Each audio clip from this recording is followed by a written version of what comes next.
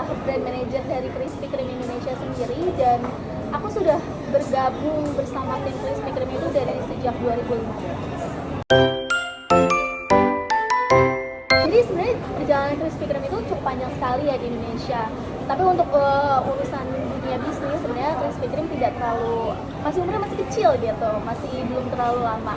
Jadi Krispy Kreme itu datang masuk ke Indonesia di tahun 2006, dan dia masuk ke Indonesia di bawah naungan PT Mitra Adi Perkasa.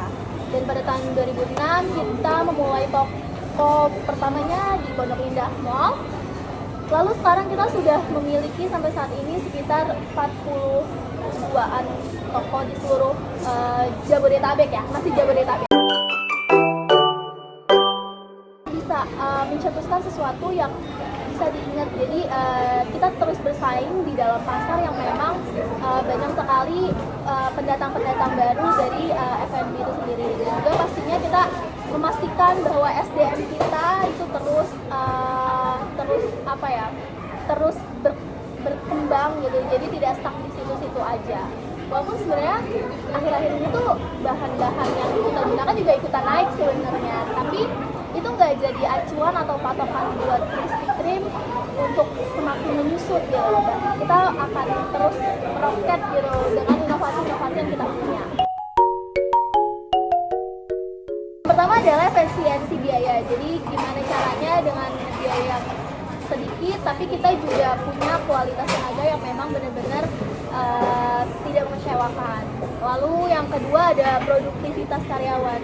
Gimana caranya kita bisa dapat karyawan yang memang punya inovasi yang tinggi, produktivitasnya juga tinggi. Jadi bisa membuat Krispy Kreme terus berkembang seperti itu. Dan yang terakhir sendiri adalah kualitas dari si karyawan tersebut. Gimana caranya karyawan itu bisa memberikan pelayanan yang memang terbaik, kualitas dari si tenaga kerja tersebut untuk bisa memberikan pelayanan yang terbaik kepada customer Krispy Kreme tentunya. Jadi sebenarnya yang paling penting adalah kita kan kerja untuk customer ya.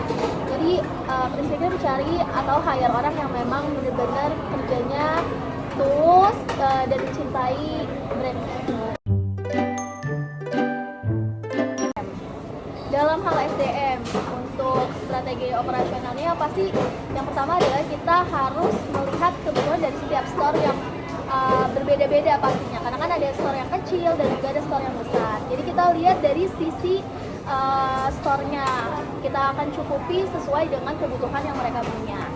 Dan selain itu, untuk jangka panjangnya sendiri, untuk jangka panjang SDM sendiri, kita juga memberikan jenjang karir yang memang jelas untuk karyawan-karyawan yang bekerja atau berada di Krispy Kreme ini. Kenapa? Karena untuk Krispy Kreme sendiri, ketika kalian punya potensi, kalian punya bakat, kalian bisa langsung masuk gitu. Maksudnya kalian bisa tetap ikutin prosedurnya untuk bisa jadi head atau jadi apapun itu untuk jenjang yang memang lebih tinggi gitu, karena Krispy Kreme menjanjikan jenjang karir yang memang sangat jelas seperti itu. Sebenarnya tantangan dalam pengelolaan SDM apalagi di era ekonomi yang sangat sulit ini tuh banyak banget ya. Cuma yang paling utama yang fokus dari Krispy Kreme sendiri adalah gimana caranya kita sebagai tim satu sama lain saling memotivasi dan juga mensupport kepada tim yang lainnya gitu. Yang paling harus kita support adalah staff-staff yang memang ada di dalam store itu sendiri gitu, karena mereka adalah ujung tombak dari Krispy Kreme nih gitu. Jadi biasanya sih kita kayak ngasih semangat, terus kasih motivasi supaya mereka tetap semangat buat cari salesnya, buat maintain tokonya. Pastinya ada ya, pasti setiap hal yang kita lakuin akan selalu berimpact ke kita juga. Jadi sebenarnya tapi membuat kita, memaksa kita juga untuk jadi terus berinovasi gitu. Jadinya nggak ada yang namanya kayak diem gitu aja gitu. Jadi dari tantangan ini kita berinovasi gimana caranya kita bikin pelatihan-pelatihan lewat digital, terus juga kita sebenarnya tantangan tuh bikin kita jadi lebih berinovasi aja sih, kita jadi lebih peduli terhadap karyawan-karyawan kita gitu. Jadi kita berinovasi gimana caranya kita bikin pelatihan-pelatihan digital, kita bikin absensi secara digital juga, dan juga kita bikin training-training untuk karyawan kita, dimana maksud dari tujuan training tersebut adalah untuk membuat karyawan kita lebih memiliki hal-hal yang ternyata sebelumnya mereka belum punya nih gitu, tapi setelah training itu mereka punya dan mereka bisa bekerjakan itu tanpa mereka sadari. Jadi itu ngebuat mereka bisa mengerjakan hal-hal lain yang sebelumnya belum pernah mereka kerjain aja. Sebenarnya value yang Krispy Kreme tanamin kepada staff-staff itu juga banyak banget ya, tapi yang paling kita tanemin adalah integritas yang tinggi, teamwork, dan juga gimana caranya karyawan kita memberikan pelayanan yang terbaik untuk customer kita, seperti itu.